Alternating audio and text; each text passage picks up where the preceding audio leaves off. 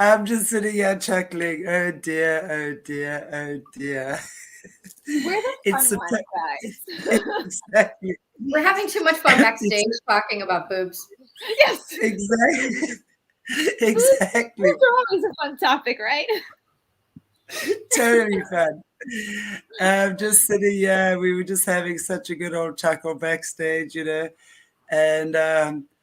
it's just actually, I think, was it you, Brice, who just like, oh no, yes, Brice, you were the one that said, if God was watching us now, I'm going, oh dear, girls, what are you up to? You're supposed to be on a mission down there, talking about all sorts of crazy things.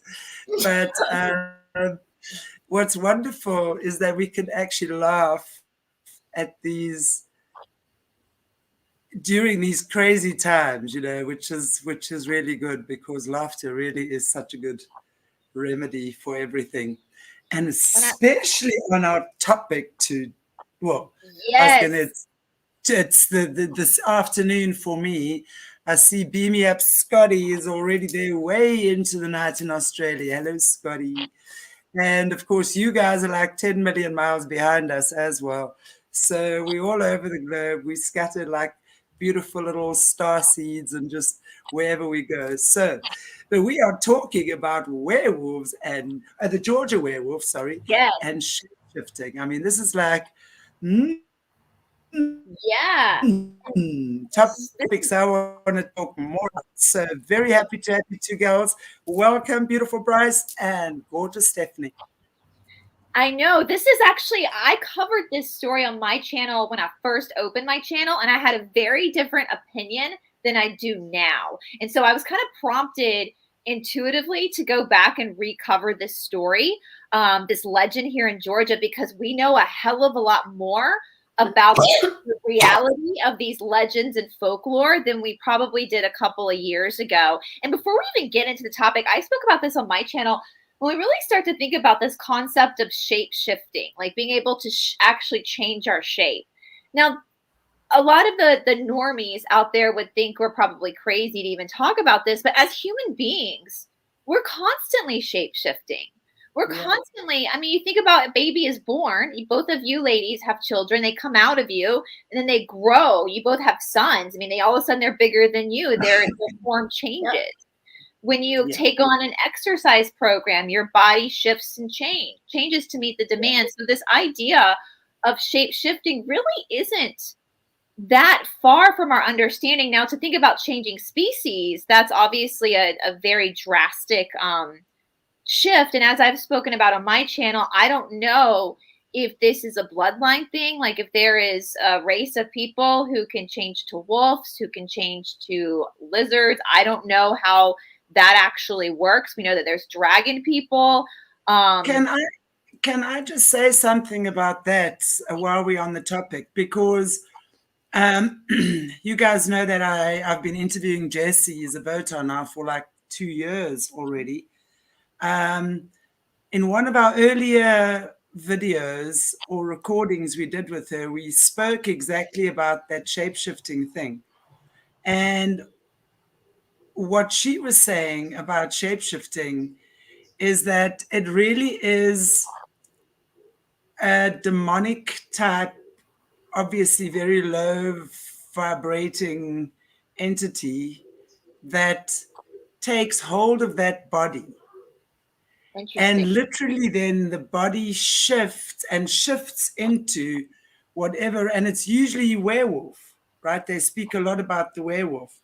And she was speaking about a guy that's actually come out of the system, a defector, who in fact was a werewolf, and how through the shape shifting that he did and how his bones and his joints and everything had become so harmed and so fragile. And you can imagine with all that twisting and contorting. But apparently, I'm sure there are other ways of doing it as well. There's the natural metamorphosis, of life as you're talking about now. But when we're talking about this dramatic stuff, and hey, in African witchcraft, let me tell you, it's a well-known thing that shape-shifting occurs. So Yeah. Well, and it's interesting. I have a friend here in Atlanta that Stephanie has met, and she's talked about that a lot as well. And she has a different. Well, we know that they're bad shapeshifters, but she also has the perspective that they're good ones as well. That they're people who know how to do this to protect, that especially with the werewolf. But the werewolf does seem to be actually the most common, and that there are some lines of people that can shift into werewolf and they can protect, and they're doing that to protect. And it's interesting because I've also spoken to other people that know my friend who've said you would be shocked at how many people you've known in your life who are technically shapeshifters. You would never know it. And we think about, I spoke about this with my friend Angie, who's from Georgia. We spoke about this because we're both from Georgia. We think about, if you grow up in the Christian faith, you know that angels shapeshift. How many people have experiences with angels and they come into a human form like that? I have an example actually to give. Brice, I don't know if you remember, we did one of our first videos together was on shapeshifting. I don't know if you remember back, and there was a documentation that was found it's now at the Smithsonian, hidden. No, the public cannot see it, and it's all about Yahshua, Jesus, shapeshifting. It's about how he would sometimes be old, sometimes be young, sometimes be a lion. Sometimes there was different images he would different beings he would shapeshift into. So that documentation has been hidden by the Smithsonian in Washington, D.C. this whole time. Well, in this book, she speaks about Magdalene's story, that Magdalene can shapeshift into, remember she talks about that Magdalene would shapeshift into a lion. But that's the Lyran, which we know the Lyran group is the galactic group that carries the Christ consciousness. The inversion of that is the house of Judah, which is the line of Judah. That's the inversion from the dark side, with the 12 tribes of Israel coming from Abraham, which is the Abrahamic cabal. So the good side of God is the galactic group. And so we know that the Lyran group, which is the lion, that is where Yahshua and Magdalene came through, and that's the lion. That's why a lot of times in literature, the Christ is depicted as a lion. And so, and my friend Cindy, who's studied, which you both know Cindy, she studied Magdalene for a very long time, has been studying Magdalene and her works. And they were part of the priesthood of Isis, and part of their job was to fight off demonic entities, and they did that in their lion form. And so that kind of aligns with what my friend is saying, that some of these shapeshifters are not necessarily doing it for evil purposes. They're doing it for protection. And at this point, a lot of this for us is just speculation, because we haven't had the privilege of being given this information up front and upright by the controllers.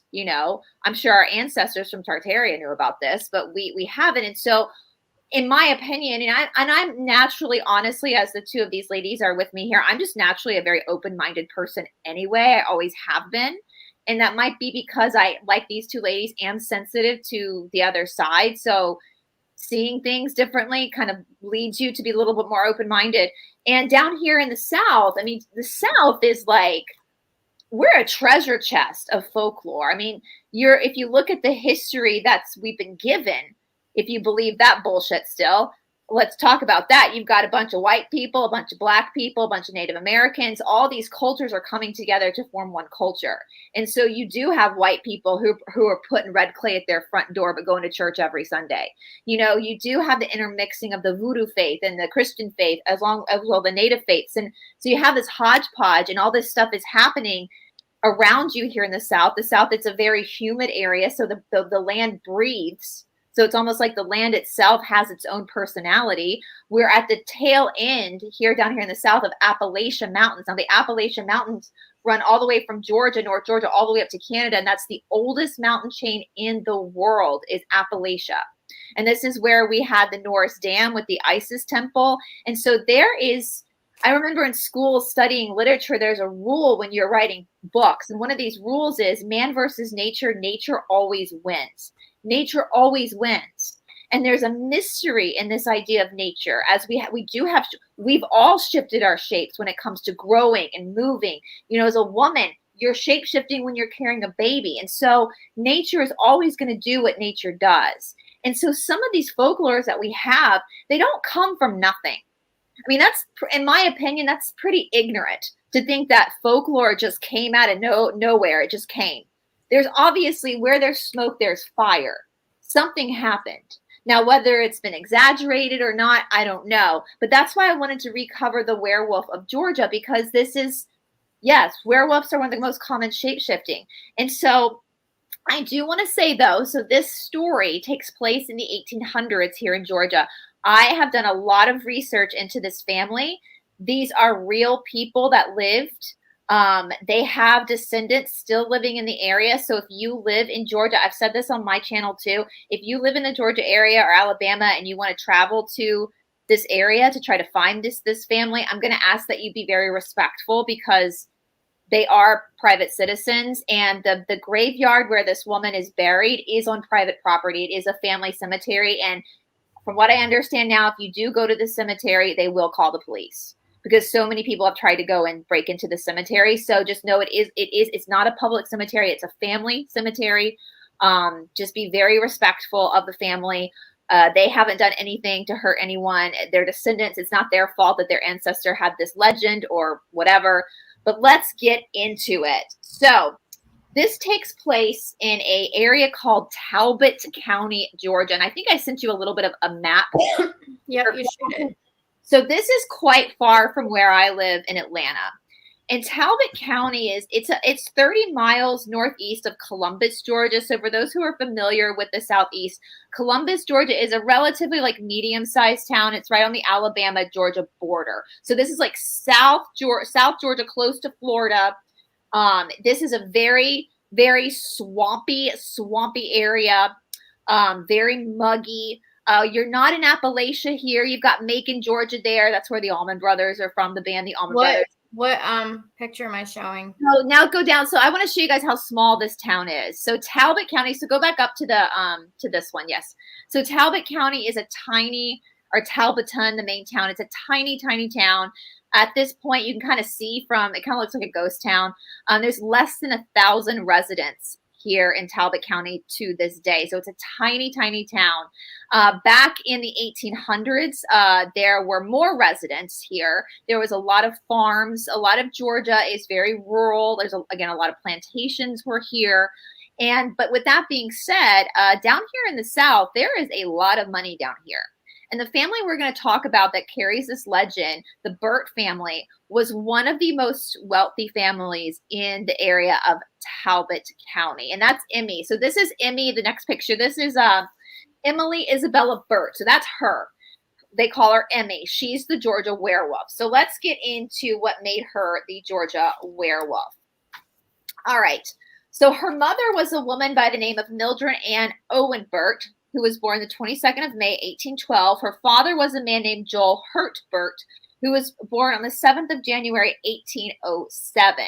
Now, again, we know that the Bert family, her father's family, was very, very wealthy. But I'm going to go on the speculation that not only was her father's family wealthy, but her mother's family was also very wealthy as well, the Owens family. The picture below that of the graveyard, this is the Owens family cemetery. Now, in the South, for people to have a family cemetery, that's some pretty prominent shit. That's some rich people shit right there, to have a family cemetery. Okay, so the Owens family, which is her mother's family, this is where the family's buried. So you've got these two, talk about like, what do we call it now, a power couple? Mildred and Joel got married. They're super wealthy. They have this farm, and they end up having 4 children. So the children they have is Alpheus Joel Bert, who was born in 1834, Sarah Bert, who was born in 1836, Emmy, the werewolf, who was born in 1841, and then a daughter named Mildred, named after her mother, who was born in 1845. Now, in 1847, Joel, the father, passed away. He was only 40 years old at this time. And even from all the accounts that I've read, 40 is young today. It was also young then to pass away. And I'm not sure how he passed away, but he died very young at 40. So all of a sudden, Mildred, the mother, she was 37 at the time. She had these 4 children, and now she is like literally one of the wealthiest women in Georgia, because she's got her own money and she's got her husband's money too. Now, the one thing I will say about the South, especially at this time, that was pretty progressive about the South, in a lot of cultures at this time, women did not inherit their own money. It just went to their husband. But in the South, women did inherit their own money at this time. They were inheritors. They were heiresses at this time. So that's one thing the South has been pretty progressive on.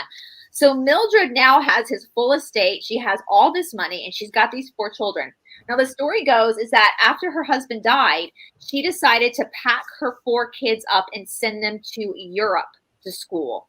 So first of all, that's how wealthy she was. But second of all, I find this very strange that in 1840-something or 50-something, she decided to send her kids to Europe. Now, for wealthy family at that time, yes, she might have sent her kids to higher education outside of town, but it probably most likely would have been in Atlanta, where I live, or Savannah, or it would have been up in the New England area. For the girls, most of the time, the social high upper class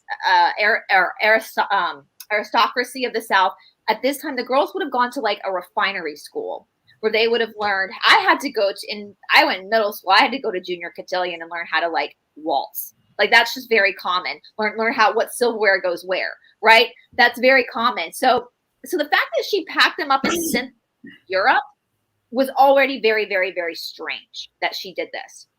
Now, something about Emmy, and this is why I kind of now think that this is a bloodline from her father's family, because the thing about Emmy is that Emmy was notoriously like the ugly duckling of her family.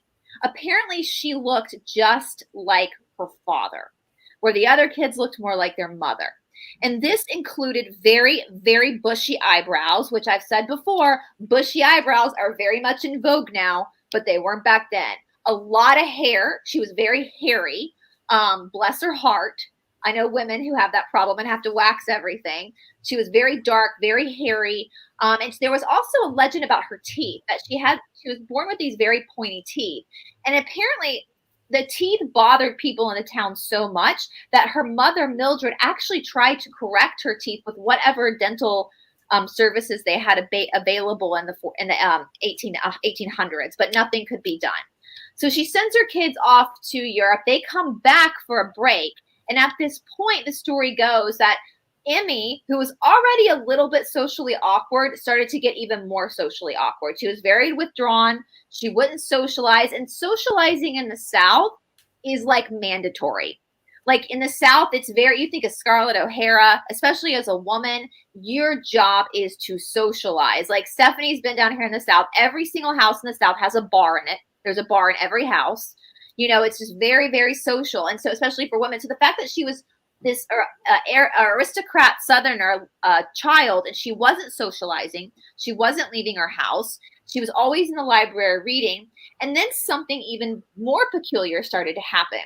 She started to deal with bouts of what they called insomnia. Now, after reading through this information, I don't know if we would call this insomnia today, and I'll tell you why. Because when she would go gallivanting around the farmlands at night by herself, she would come back and not remember doing it. Now, I've struggled with insomnia before because I'm Vata, and Vatas have a hard time with that. When I can't sleep, I remember it. Like I know I can't sleep, right? I'm up watching TV or something. The fact that and to think about the South at this time, it's hot as hell. It's muddy. There are gnats everywhere. There's snakes everywhere. There's cow shit everywhere. Like you can't tell me walk around pastures at night, you're not going to come home with cow shit all over your dress and not remember stepping in it. This is just the reality. It's not fun. There's nothing romantic about gallivanting around the fields of the South at night. It's hot, it's muggy, and there are gnats, and it's gross. And she's got that long dress on. So the fact that she can't remember it, they tried using an opium-based drug to get her to actually stay in bed all night, but it would only work sometimes. Now, around this time as well, all these other plantation owners, farmers in the area started struggling with their livestock. All of a sudden, they would wake up in the morning and their livestock would be slaughtered. Their goats, their pigs, their horses would just be slaughtered. And the townsmen were very concerned about this because this is the agriculture down here in the South. That's how people make money down here, is from these plantations. And so for a long time, the talk of the town was that there was a wild animal. All the men got together to try to find this wild animal so that they could save their livestock. And as the story goes, apparently there was this like Eastern European man in the town of Talbot County that kept telling these guys, like, you're not dealing with a wild animal. You're dealing with a werewolf. This is a werewolf. Well, they didn't take him seriously for a while, but eventually they went back and took this guy seriously and were like, well, how do we deal with this? He told them to get silver bullets, melt it down, the whole 9 yards. Well, Mildred, the mother, from what I speculate, reading all these accounts, is that she already kind of knew that her daughter, Emmy, was possibly behind this. I think mother's intuition, they always know. And if this was coming from her husband's line, you can't tell me. I mean, maybe some people are married to shapeshifters and they never know, but I think you would probably know if you're a husband that you're boinking every night and having babies with. I think you'd know if he was shapeshifting. I mean, I just think you would know. How can you not? You know? And so Mildred started to get a little bit concerned. Well, there was a man named William Gorman. Now, William Gorman, he existed as well. I've looked this all up. He started to court. He was courting, the proper terminology back then, Emmy's sister, Sarah. And she did marry him. You can look, they did eventually get married. And so William Gorman, his land was also being attacked. So because Mildred was this widow by herself, he got concerned about his, future baby mama's mama being, haunted by this wild animal. So he would come over to the Bert plantation, homestead, and to check on her because of her livestock. And he informed Mildred of that they think it's a werewolf and they're going to put a posse together to now go hunt this werewolf. Well, Mildred decides that she's going to go with these men. Now, you ladies are mamas. If you were in this situation and your child was shapeshifting, you'd probably grab your gun and go with these men too. You don't want to tell the neighbors, oh, sorry, that's my daughter. But you got to figure out a way to try to protect your daughter. Well, this is also in the 1800s. So seeing a woman grab a rifle and go out with the men to hunt a werewolf was probably a sight for sore eyes. Probably was kind of weird, in all her dress and everything. Well, the story goes that they did shoot at the beast. They caught it and they started shooting at this beast. One of the shooters hit the beast. They heard it scream and it ran away. Well, the next morning, Emmy, the daughter, had a bullet hole through her left hand. And so what Mildred did was Mildred packed Emmy back up, sent her to Paris to work with a doctor who specialized in a disorder called lycanthropy. I never can say that right, lycanthropy. This technically is a disorder where people think they're werewolves. And so this psychiatrist back in the 1800s, which I don't know how big psychiatry really was, if that was that common back then, was working with, specifically in Paris, was working with people who thought they were werewolves. And so Emmy went and lived in Paris for a couple years. And when she came back to Talbot County, all of the livestock raiding had stopped. Emmy went on to live the rest of her life. She never got married, never had children. She died in 1911. She ended up moving up to Marietta towards the end of her life. Marietta, Georgia is right outside of Atlanta. She lived with her niece. And when she was buried, she was moved back to Talbot County, where she was buried into the Owens Cemetery. Now, the interesting thing is that on her tombstone, it said that I wrote it down somewhere, that she was now, the tomb mentions that now, since she's dead, she's now able to keep to her own form, which is very interesting. That says that on her tombstone, that she now can keep to her own form. Now, people still to this day, again, she died in 1911. So people still to this day in Talbot County say that on a full moon, they see the ghost of Emmy in werewolf form. So she still apparently roams the area of Talbot County, Georgia, near Columbus, Georgia. So that's, in a nutshell, the story of Emmy Bert. Now, once again, these aren't just some John Doe people that people made up. You can check the records. All these people existed. All of them. You can check them. I've gone through all of the marriage records, all the death records, all the people in the story truly existed, which brings me to think that there is definitely some truth to this story. Now, after Emmy spent time in Paris with a doctor, again, there was never any more issues. So did she learn how to control it? I don't know. And so that's basically the story of Emmy Bert. And I know that the people out there in your own hometowns probably have some stories, some legends of werewolves. Now, from my understanding, the whole legends of werewolves come from Eastern Europe. So the fact that there's an Eastern European in the story You know, why was the mother sending her kids to Europe to begin with? Did she know something about the children that she was afraid they were going to need to be? I don't even know if the family was part of the controllers or if they just had this in their DNA. What are your thoughts, ladies? Wow. Silence. I know, I'm just, I know I've got a lag here, so I was just waiting to see. Steph, do you want to go first? It doesn't matter. I mean, I think it's definitely sounds genetic to me. Mm-hmm. Sounds like she had some sort of ability that she needed to learn to control. And that, you know, you see all these movies and these TV shows, and there's a lot, you know, the controllers put a lot of truth out there about that kind of stuff. You know, if you're looking at, like, let's say X-Men, that particular movie is about these people with special gifts, and they have to go to the school to learn how to control, how to use it. American Horror Story, Brice introduced me to watching because it has the same concept in it.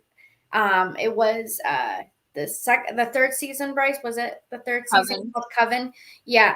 And they had to go to this special school to learn how to control their powers and their abilities and everything.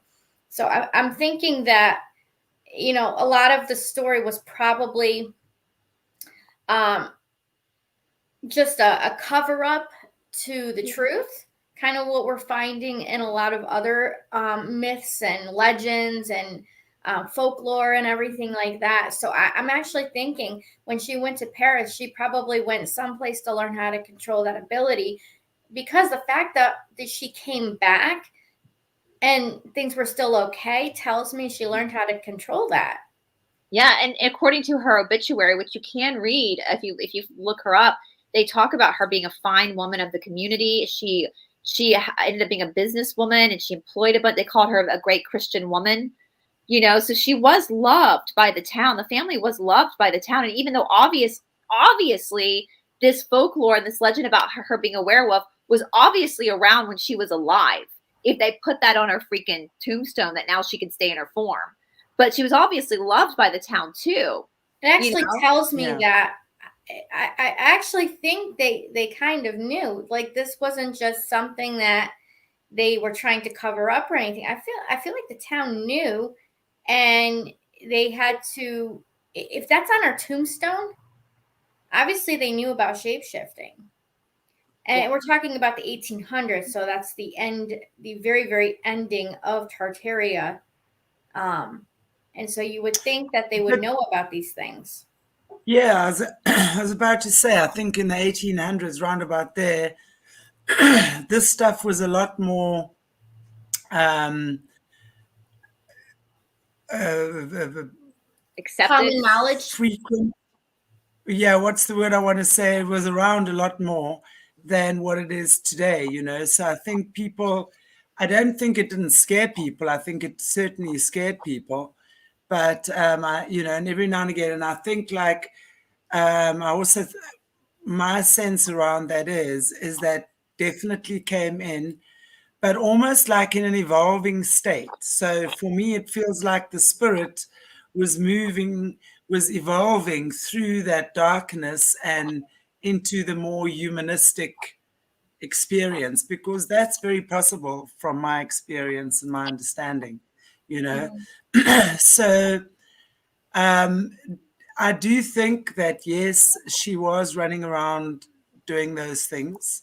And as you say, I think, Stephanie, it's like learning to control that, maybe even suppress it, find peace with it, you know, because especially if she did find peace with it. And, you know, the only way you can truly heal from something like that is really to find acceptance of what it is about, you know. So to accept that you have this issue or this thing happening. So now how do you work with it as opposed to try and suppress it or shut it down? Because certain things you could only shut down for a moment, or, you know, in life. It's gonna, you know, if you meant to have that door open and experiencing that, no matter what you or anyone else is going to try and do to stop that, the greater divine will never let that happen. you know. So it's really just about accepting what is, learning to work with it, I think. And I think that's a great example for me as well. You know, and as you say, I think there's so much more. And I mean, really talking about this, and also having had interviews with Jessie in the past around this, and this is a very common thing that they use in the Cabal. The protectors, protectors and assassins, from what she's saying, are very often these shapeshifters. So these guys will go out and they literally, I mean, I remember in the interview, I'm still saying, but like, what do these guys, werewolves, do? Do they like just what, like sit howling at the moon? I mean, what do they do? They look cute. Just look cute. Yeah. So she said, no, absolutely not. I mean, they are assassins. So they go out and they'll do their thing, and they take over. And, you know, of course, as we know, these lower frequencies can't create their own bodies, these lower vibrating entities, which is why they need a human body, which is why they require you to sell your soul, so that these entities can take over and do their thing. But I think, you know, from what it sounds like, she wasn't like that. She was, to me, it feels like she was in a more evolving state, sort of, you know, as her spirit evolves. So she was learning a different way. I have, even the first time I presented this story, I have a lot of empathy for her. Like I feel a lot of pain for her. And I mean, looking at her picture, we just showed the picture of her. She doesn't seem like an ugly girl to me. Like that does not look like an ugly woman to me. But that was kind of the, from everything I read about that time, she was not considered to be like a beauty like her sisters were. You know, she looked like her dad. And so there was already kind of a stigma on her anyway, because she didn't look like her mother. She looked like her father. You know, and so I have a lot of pain for her, you know, and to see a woman that never got married, you know, who knows, she could have been a lesbian for all I know. But, you know, to think about it, that time period, when it was expected to get, I mean, nowadays we're a little bit more open and free with that kind of stuff. But back then it's like, did she have a lonely life? Like, I don't understand, you know, there's a lot of pain. I feel my heart breaks for her. Like, I really just, if she were alive today, I just want to give her a hug. Especially, and it's interesting because all this started happening, like there's no stories of this happening to her when she was a small child. It all started happening when she was around her teenage years, which is puberty, when we're going through puberty. So that's fascinating that you say that, because for those who have watched, sorry to interrupt you, Brice, but I'm going to forget this. If people have watched the movie, the series Twilight, or read the books, Jacob, who is, sorry about the noise in the background, there's a really loud truck going by. But in that series, Jacob is, he's an indigenous to, I think, Washington State. So he'd be considered Native American in the series. And his tribe is notoriously genetically known as werewolves. And they develop the ability in their teenage years. Yeah. During puberty. That makes sense to me, because as you're saying, we're saying, Shanti, I think when we go through that puberty, that's the biggest shape shifting for all of us. I mean, talking about boobs, that's when we get our boobs, you know? But that would make sense, because if we're looking at, again, when we look at how the system works as well, and remember they're going to emulate everything. It's the 12-year-old rituals where the boys do their rituals, and then they connect with and the girls, obviously, but done differently, and they connect with that demonic energy that's taking over the body at the time. So even, I mean, as you say, like going through puberty, like just sort of going into that stage, that'd be around about 12. So they would then naturally start developing those gifts if it's a natural thing. Yeah. Oh, I think we lost Shanti there. She froze. Well, Stephanie, I don't know. I know you have your cards on you while Shanti's frozen. She's back. Is she back? Are you back, Shanti? Or is she frozen again? Oh, there she is. Now, there's going to be a rumor that you were shape-shifting, Shanti. I love it how whenever anyone freezes on screen, it's like at the most perfect time when they're making some weird face. Listen, Yeah. I'll say this again. If I learned how to shapeshift, I wouldn't be interested in shift into some other species. I just want to make sure I have a permanent 6-pack, make my legs a little bit longer. Like, let's talk about that first. Like, yes, I want longer legs. I don't want to be a stump. Okay. I don't want to be some other species. I like being human. You know, can we take away some of these wrinkles? That's what I'm interested in when it comes to Grow my shaping. hair. Like, I don't want to be a wolf. I work really hard shaving my legs every single day. I do not want to shift into an animal that has even more hair. So I at least want wings so I can fly. I'll take that. I will take that. Do you know how birds poop on your car sometimes? Could you imagine if you could sit into a bird and go poop on people you don't like? Just like nail them. Oh my God. That's what I feel like. Well, I might do that. I might do that. Get real close. That's hilarious. This is why the three of us would never qualify to be in the controllers group, because we're just, they'd be like, who are these fools? Send them back. Listen, hilarious. I don't want to be a snake. I don't want to be a bird. I just want a 6-pack. Like, can we just permanently? I don't want to have to work for it as hard as I do. Anyway, but if you can't laugh about this stuff, then what can you do? But I don't know. Like, this is my struggle with this. I know you have your card, Stephanie. I don't really want to tap into Emmy or her, because she does still have family. I mean, I'm telling you guys, she doesn't have any descendants, but her brothers and sisters do. And so I don't want to like invade on their privacy, because I don't know anything about them. I did follow the marriage records because I wanted to see what the boundaries were for myself, because I never want to hurt anyone. I never want to do anything that's going to put anybody's safety in jeopardy. But do we want to ask questions of the cards? What do you think, Shanti? Do you want Stephanie to pull her cards, or? Yeah, absolutely. Go for it. See what the cards say, for sure. Can God give our spirit give us any like indication if there's any truth to this story? Is that going to cross any boundaries of consent, Stephanie? What do you think? Well, we can just ask. I'm not channeling anybody's story in particular.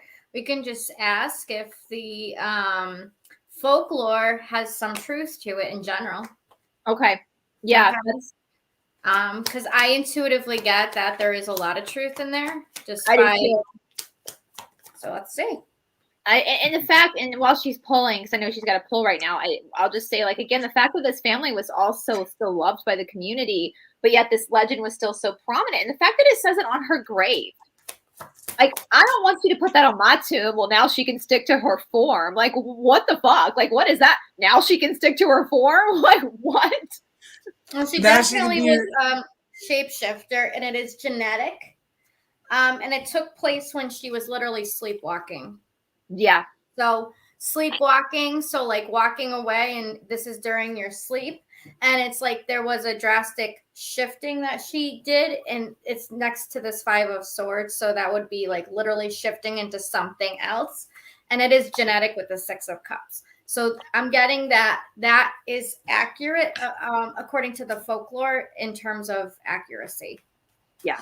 Can I, what's interesting there, because if we look at the, how things work like that now, very much, it's almost like,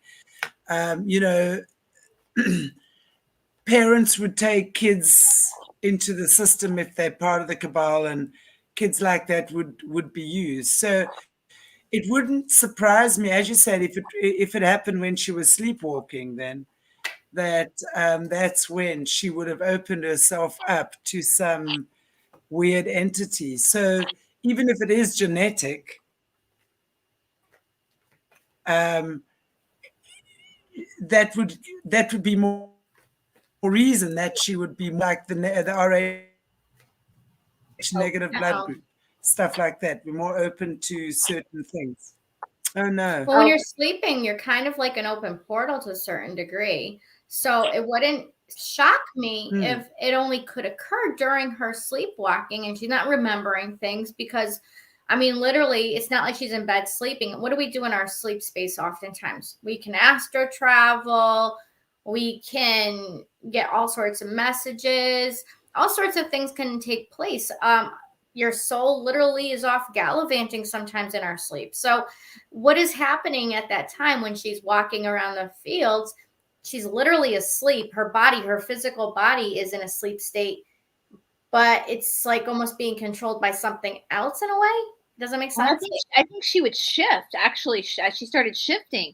Well, and this is what, that's the thing too about sleeping as well, because I know when we get into REM, to the deepest level of sleep, our body releases, and I'm saying this in layman's terms, so forgive me if I say this wrong, but your body releases a chemical that like semi-paralyzes you so you don't act out your dreams, so the body can recover. And that's where a lot of people think sleep paralysis comes in, is when you start to wake up but you can't move your body because that chemical isn't fully released yet, and that's why we're tighter in the morning. So it's like, even if she was in the deepest level of sleep, she would not be able to sleepwalk because so something else was going on. And the fact they called it insomnia, but she couldn't remember. She had no memory of being out in the pastures. That's not insomnia.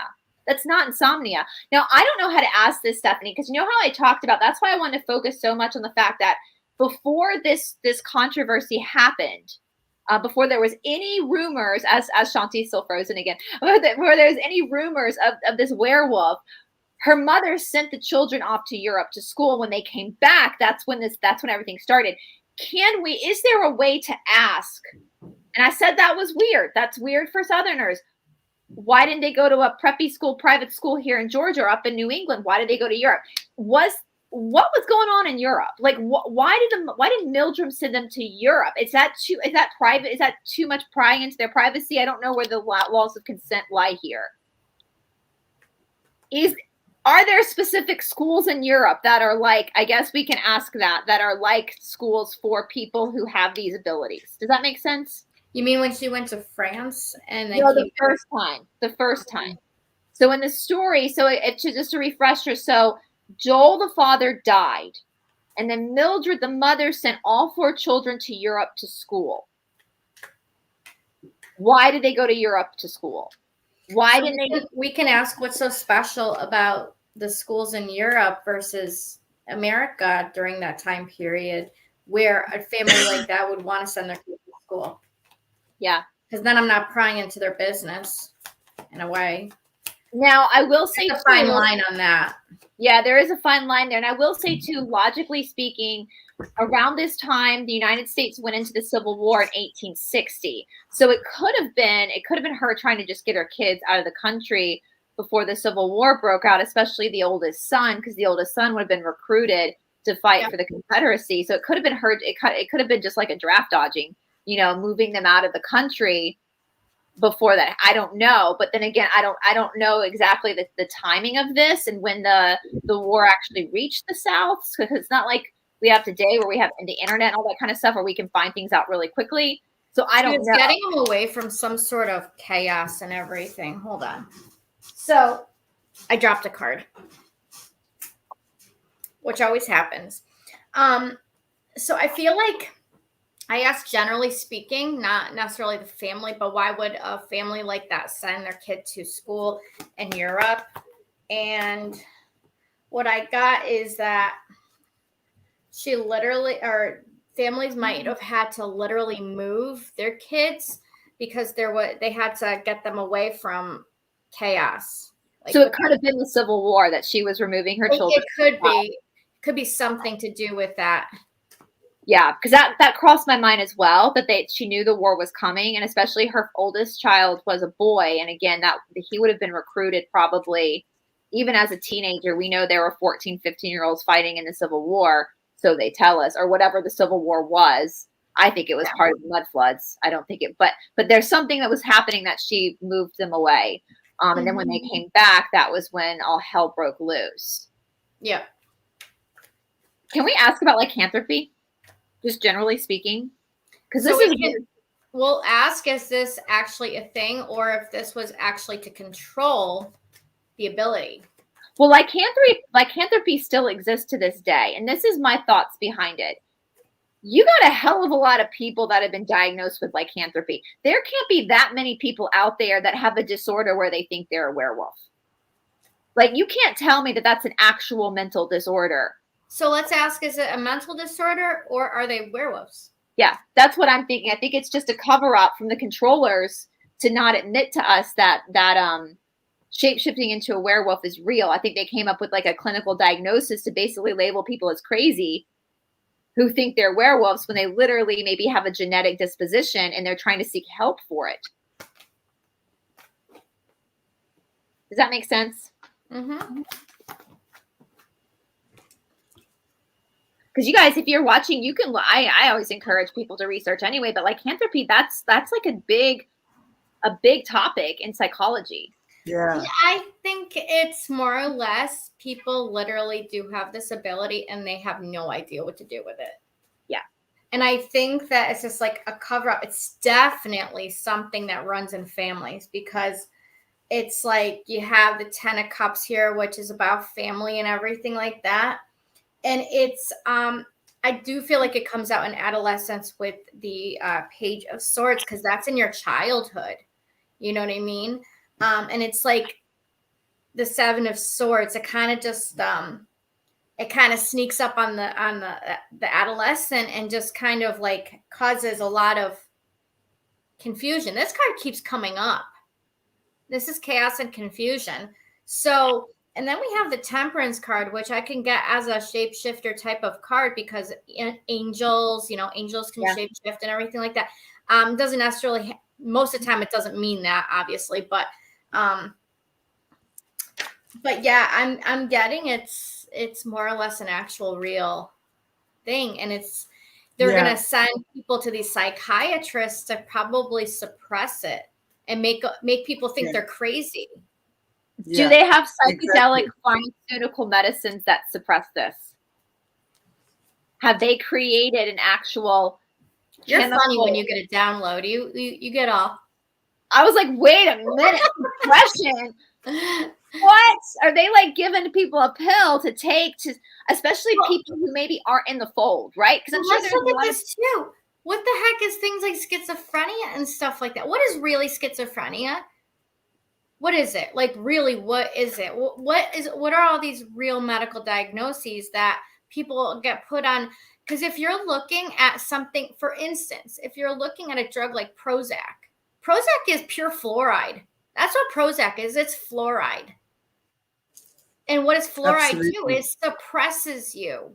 It puts you in a zombified state of mind. So if you're looking at pharmaceuticals in terms of mental illness, what they do is they suppress the abilities, because people with mental health diagnoses, in my opinion, I worked with mental health problems. I worked in psychiatrics for a little bit of my career. They're the most gifted people I know. People on opiate addiction, some of the most gifted people I've ever seen, So it's like, what are these pharmaceuticals actually doing? So if you're going to a psychiatrist regarding this type of diagnosis, I'm assuming they're given all sorts of cocktail and medications to suppress it. Wouldn't you think, right? Well, let me ask. I would say they would treat it as some form of psychosis, most definitely, and then use huge, heavy meds to suppress those things, and even probably lock them away as being for the criminally insane or the, like really Schedule 10 type dangerous patient, if that makes sense. I believe that that's what they would do with a lot of these people and really just dose them down. Because again, and that's why I popped that one question up from one of our viewers about the bushes. Now, I don't know, again, if you guys have watched those interviews we've done with Jesse, but Father Bush is known to be a shapeshifter, and he shapeshifts into a werewolf. And he would become that at rituals and do stuff to the little girls and then maul the little boys. That's literally so. And of course, there would be that werewolf lineage, which is in the genes, right? Doesn't necessarily mean it's in every single one of the people within the family or the bloodline. but it'll certainly be prevalent and there, right? So, and so the vampires, by the way, the vampires are very real too. Yeah. I've learned about them recently. Well, this leads me to a question then. So if we have, so Shanti, myself, and Stephanie are all RH negatives. Now we know that the group, the controllers, like their RH negatives, but all three of us kind of seeped out. There's a lot of people who are a part of the cabal that are RH negative, right? We're just living normal lives. So let me ask this then. So this is a series of questions. So first of all, are there people? I believe that every human being, every living thing has free will and choice to make. So are there people who have the ability to shapeshift that would use it for good, first of all?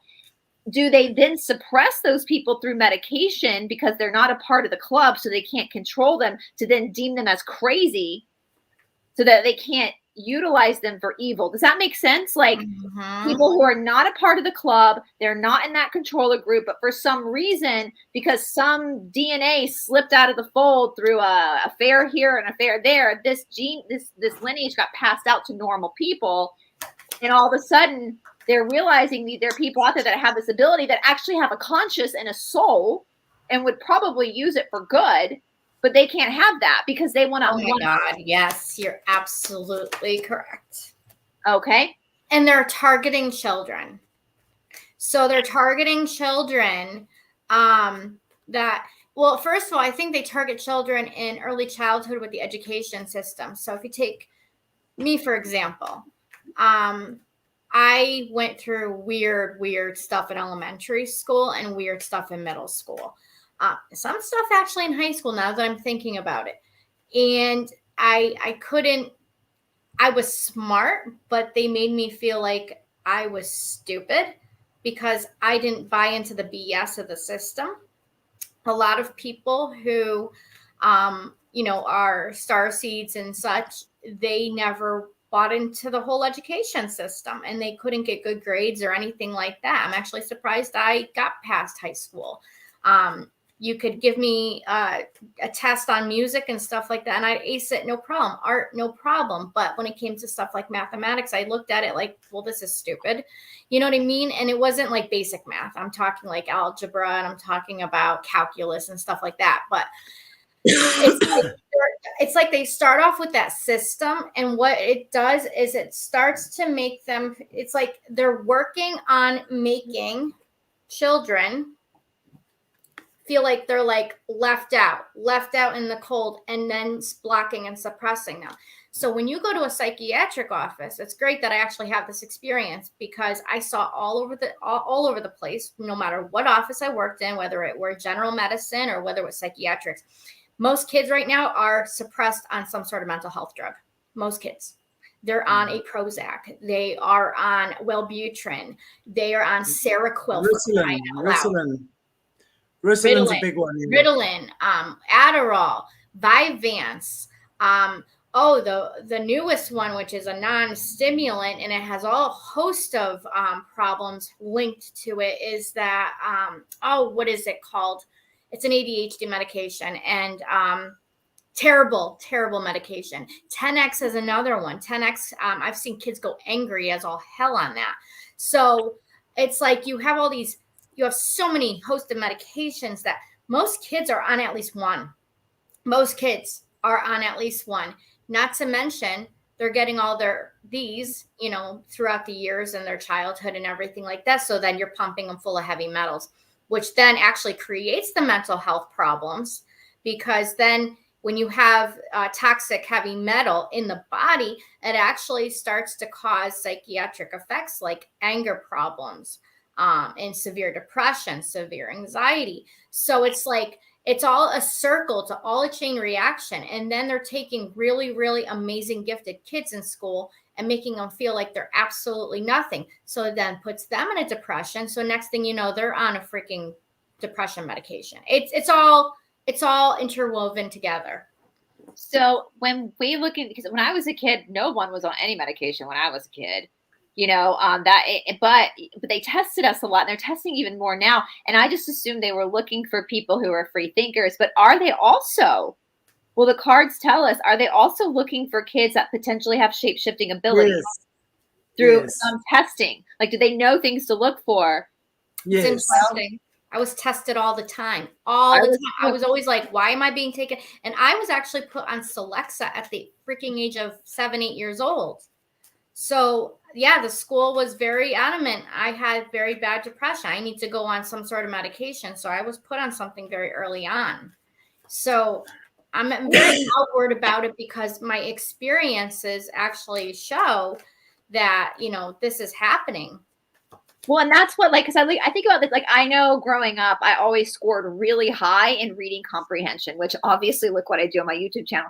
But that I was all so is there something that kids show, like they score high in reading comprehension, or they're really good at math, or they're really good, that gives them an indication that there's something going on in the brain that's genetic into a shapeshifter? I don't know, but that just makes, if they're looking for all these things and they know, because you think about it, so if Daddy Bush was a werewolf, who's going to fight a werewolf better than another werewolf? Exactly. Right? If there's a good werewolf, who's going to be able to fight that werewolf better than a good werewolf to go head to head with that beast? Because they're like beasts, right? So they got to get rid of the competition. And we consent to it by their effed up ways of consent. We consent to them by allowing our children to be tested, by allowing our children to go on medications. We're consenting to them repressing us so that they can have a one-up in their abilities, their magic abilities. Does that make sense? Well, Absolutely. I don't think there's enough teachers that would actually know exactly what this stuff is. There is plants in every single school, you know. But they do it through Scantron, where they scan it through so the state gets it. Exactly. I think it's not purposely done by the teachers. What I'm getting is that they are looking for something, not necessarily shape-shifting. I think they're just looking for the extremely gifted. Spiritual gifts. Yeah. Spiritual gifts. Yeah. Like, they're gonna look for it in like the writing prompts. Like I think that a lot of spiritually gifted people can write very well. And I'm not trying to. Trust me. I nearly failed school, so you know I didn't do the greatest in school, and but the one thing I did excel at was my writing, especially my narrative writing, or my persuasive pieces. I actually want to write a book one day, and I always loved to write, always. And that's what I scored the highest in, was that, and then reading comprehension. Yeah. Mathematics. Yeah. Well, I know we're getting close to an hour, but I want to ask. So I know we might have people watching right now who maybe have struggled with lycanthropy, or maybe have felt. And they're good people. Is there anything that the spirit God wants those people to know about this ability? Because I kind of agree with my friend that there probably are people. You know what the devil will make for good, what the devil will make for bad, God will use for good. I have a hypothesis around this, though, and I could be wrong. I feel like those who use it for the bad are not genetically have the gift. I think they steal the gift because they sell their soul to get the gift. The thing is, I think that anybody of God essence who has these gifts has the ability to use it for darker light. Yes, but those who are on the side of the dark on purpose, who truly, you know, grow up in these societies and then they become one of them as well, I actually think they're stealing a gift. I don't think they actually naturally have the gift. I think they're stealing it, because that's what the devil does, is steal, kill, and destroy. So what they're doing then, the dark side might be selling their souls for a demon to help them shapeshift, where the light is harnessing a soul that they sacrificed to had it. Sorry, I need to cover up what I was saying with the whole, sorry. I don't want Shanti to lose her channel. So I guess we can ask the cards, are there people born with this ability that's a gift from God? Oh, absolutely. I'm getting that. I actually do feel like that maybe in the near future, or even now, there might be spiritual societies that learn how to, sorry, I'm like trying to figure out how to hold these in the camera, like learn how to use these gifts in the proper way. I feel like there might be maybe schools in the future on how to use these gifts, and teaches you how to use it for the light rather than for the evil. So can we ask, is there anything that God or spirit wants, source creator wants people to know who may be watching right now who have felt the lycanthropy and maybe they feel ashamed of it or they're confused? Is there a message from God that he wants to relay to those people or spirit?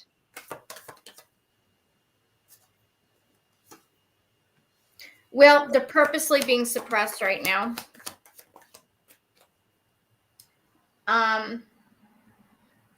There will come a day, though, when I feel like they will be able to use these gifts the proper way. But right now they need to stand down and they just need to just hold the ground. Okay? Because I do feel like these are a threat. They're a threat to the powers that be. That's kind of what I'm getting. So actually, it's like God is hiding them. Yeah, I shouldn't feel bad about. Well, that's what I want to say too. Like, that's something that's really driving me crazy in our truther community is that black and white thinking that this person must be bad because of this or must be good because of this. There's so much gray. There's so much gray. And I really want people to think about that. Like a soul, a person, your body is just the expression of your soul. Your body isn't permanent. Your soul is what's permanent. And every life you live, you put a different outfit on. Right? And so I don't want people to label themselves as bad because they maybe have an ability that's been labeled as bad. If you're not hurting anybody and you want to work for good and your soul is with God, then you're a good person. Right? I think that's something we need to understand. And that's one thing that the derangement sometimes in the truther community really drives me crazy because it's like, no, when we get into black and white thinking notoriously is known as a mental disorder. Everything is in shades of gray. Everything is in shades of gray. Or silver. I call it silver. Silver, yes, the silver, yes. And so I don't want people to think just because shape-shifting is real. I think you're right, Stephanie. I actually think you're right. I think these people in the controller group probably are not naturally born with these abilities. And that's why they sell their soul to a demon. That's why they have the harness. I think these are younger souls who, it's 11:11 here, by the way. Like these are people who like literally want to possess these abilities, but don't have that power because they're working on the wrong side of things. So what do? What does Lucifer always do? Steals what God creates. That's just the way that Lucifer works. The Luciferian spirit works that way where Lucifer doesn't know how to create shit. No, he's the most uncreative thing. He's very smart, but he's not creative and he's not God. He doesn't have the ability. And if you read the apocryphon books, the missing books in the Bible that are apocryphon, they talk about this. Yeah. They call Lucifer Yeldabaoth in those books. And they talk about this, that Yeldabaoth doesn't have the ability to create a spark of life. And that's why Yeldabaoth has to take that spark from elsewhere. If we look at this in science, darkness can't create anything. It can't create anything. Only light can. Think about photosynthesis. Only light can create. And so there's nothing new under the sun, first of all. Everything under the sun was originally created by the light and was stolen by the darkness and inverted. Even all of the symbols. Even all of the symbols. The obelisk, the eye, all of it. It was all used for the light. And then the Luciferians took it and started using those symbols to harness things. So I think you're onto something. That we need to get rid of everything. No, we just need to transmute the energy and make it light again. Well, and that's it too. Lucifer is a god of destruction, where our God, the source God, is a god of healing, resurrection, mercy. But let's never forget. Let's never forget. And I want to say this because Lucifer is God's creation, right? So whatever Lucifer is doing is ordained by God. So when we look at those who sell their souls so that they can have a demon possess them, so they got these superpowers, it's really because they themselves have forgotten that they possess this creative life force that comes from God to begin with. So there is no separation. That's what I want to say. Yeah. You know, we talk about Lucifer or Satan or the devil as if that entity is separate. It's not. It's the shadow aspect of the creator. So as the creator creates, the Lucifer destroys, right?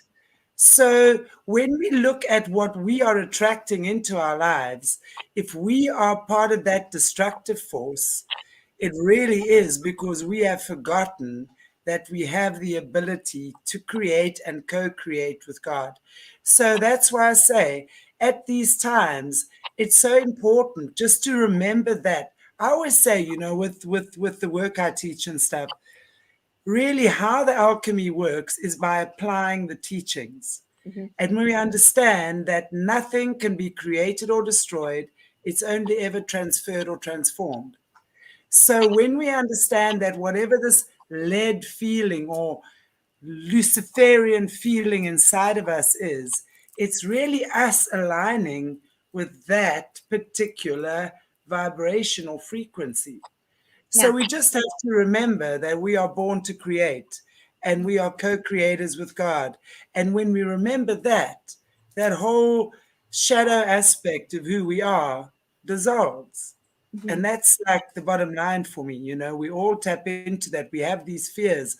We sell ourselves, whether we're selling ourselves to the devil or to a work or to a partner or to a family member. You know, some part of us is forever selling a part of ourselves, you know, prostituting ourselves pretty much, right? Because that's fundamentally what it is. So the minute we have that beautiful knowing, we stop doing that. And then none of anything actually matters, I think. And it's all about people realizing that we are all one. We are all, there's no separation.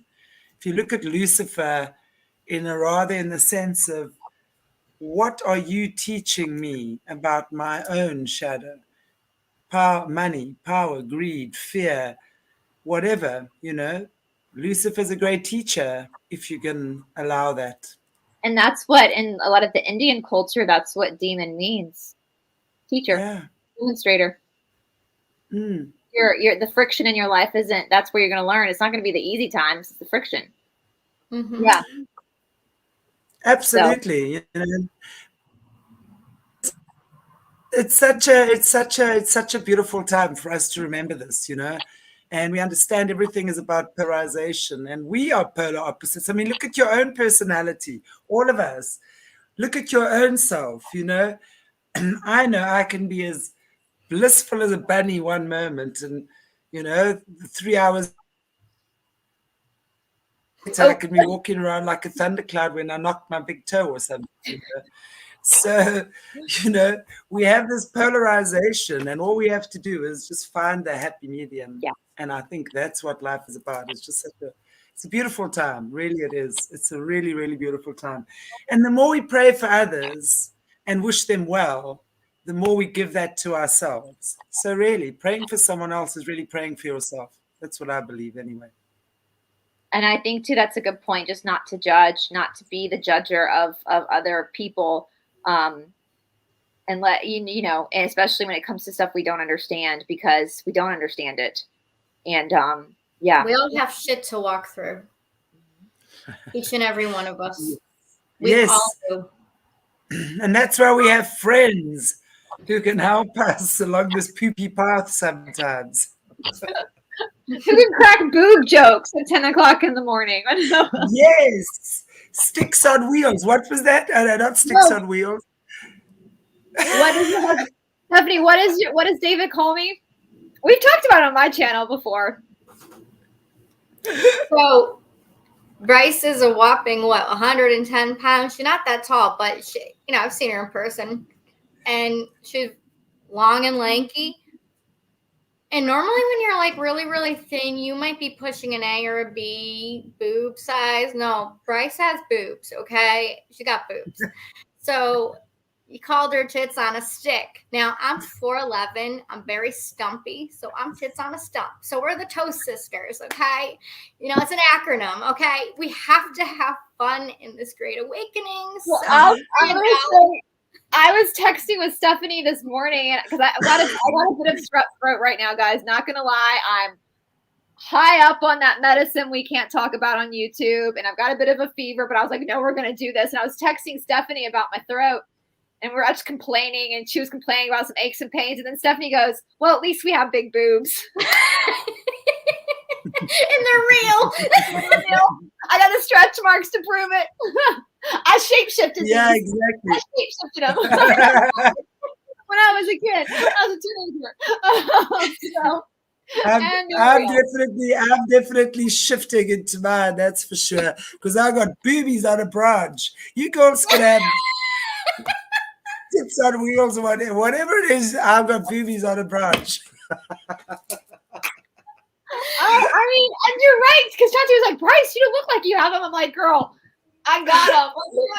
They're there. I've seen her in person. They're there. Before we sign off, and Chantelle, you might appreciate this. So there was a time, once upon a time, years ago, I would buy like the smallest sports bras, and I would shove my boobs into them so that I could twist better, because boobs get in the way.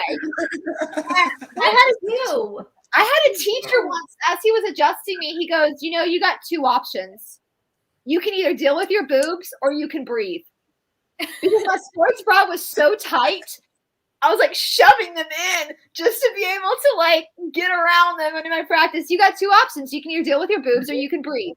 Listen, when I do the yoga now and I go into downward dog, I feel like my face is being shoved into Cleveland, Ohio, man. Like, it's like, hello. And then I go to do these bends and I'm like, can you like move over a little bit? Listen, I tell people all the time, listen, my boobs have been grabbed way more in a Mysore classroom than they ever have in the bedroom. And it's just like moving them. Like teachers come and they just move them to get them out of the way just to do. So. And then if you got a little bit of weight in the midsection, then you got a third boob to worry about in the Mysore room, okay? That thing can get in the way too, let me tell you. Okay? So lovely. Fun stuff over here. These bodies, man, these bodies. So yes, but I am toast on a stick according to David. I'm toast according to David. Tits on a stick. He even has a little stick picture of me that he drew with my boobs. So I find it quite funny because it literally is. I'm tiny. I'm not a big person at all. I'm very bony. I'm very Vata. I lay in the bed at night and I can feel my bones, but then I got these boobs, man. I don't know. Yeah, they're right. That's me. Well, someone thinks we boob shifters. Boob shifters. I love it. That's me, guys. I think we need a t-shirt. I think we need to make that a t-shirt. I'm a boob shifter. That was great. We gotta have fun. Thank you. Oh, that's awesome. Just lift the vibration with your big boobies, everyone. Celebrate them, man. At least they're real. At least they're real, you know? Thank you, Mom. Oh, yeah. Okay, well, ladies, what a pleasure. And really, I could carry on this banter forever.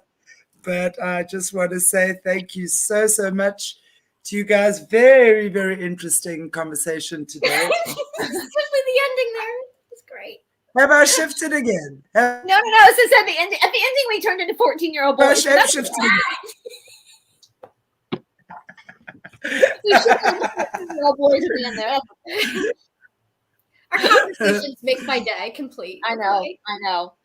You know what? We're on this roller coaster ride called life together. We can't leave. We're stuck here. We might as well laugh about it. We might as well laugh at the ridiculousness of this world we live in. And I just had a visualization of a roller coaster with a big bump being a big boob. Being a big boob.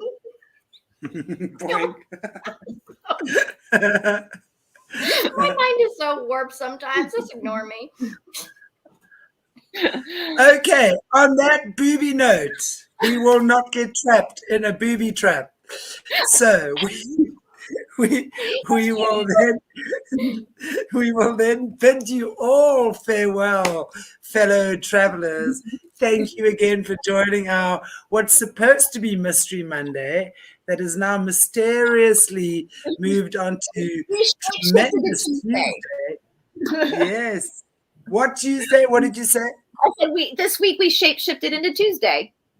It just went along with We're well with our topic, exactly. So thank you guys so much.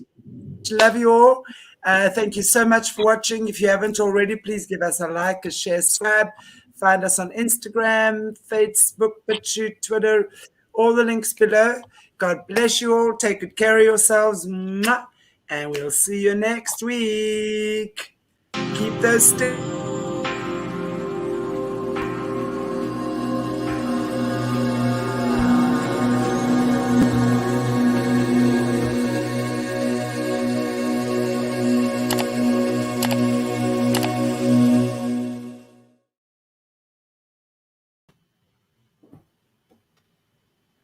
Oh, Alicia just texted me. And she's like, She's at work.